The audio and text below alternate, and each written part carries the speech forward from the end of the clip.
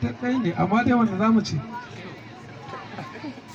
yanzu tun da midiya mun ji ana ta zagin iyayen manzan Allah su za mu gaida tu za mu je mu gaida iyayen rasulun mu ma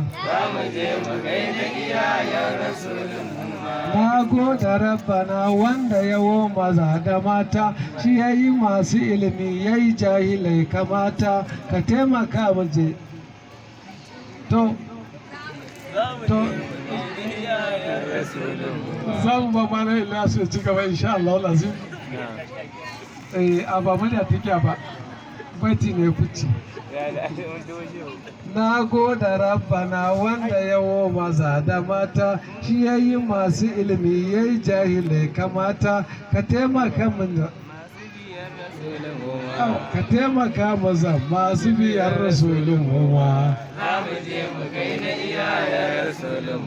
na goda rabbana wanda yawo maza da mata shi yayi masu ilimi yayi jahilai kamata ka taimaka maza masu biyar rasulun muwa za mu je mu gaida iyayen rasulun muwa to insha Allah lazim mala Ilyasu zai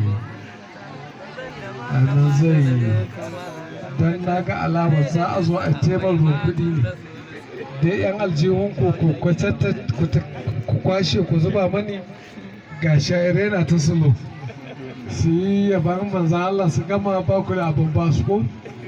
ƙarshe ma haƙƙila ku koma ba su ‘ya'yanku da suka isa aure to insha Allah lazim yanzu za mu saurari mana Ilyasu kafin mu koma gurin sha'irai أعوذ بالله من الشيطان الرجيم بسم الله الرحمن الرحيم الحمد لله رب العالمين